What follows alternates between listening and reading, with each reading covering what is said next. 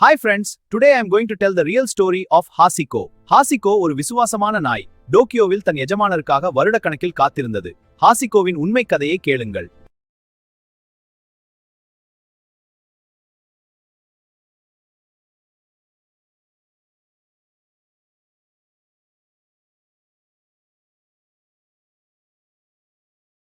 Japan, Tokyo.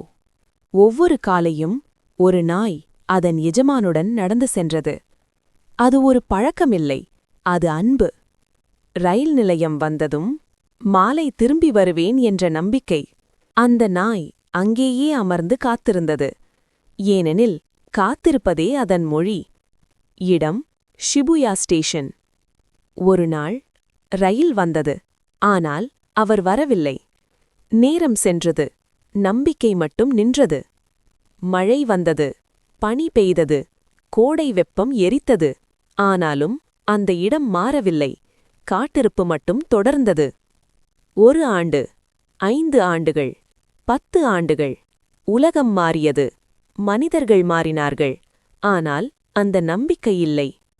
உலகம் கவனிக்கிறது, மக்கள் பார்த்தார்கள், அமைதியாக தலைவணங்கினார்கள். அவர்கள் புரிந்தார்கள், இது ஒரு நாய் இல்லை, இது விசுவாசம். ஒரு நாள் அந்த காத்திருப்பும் சோர்ந்தது.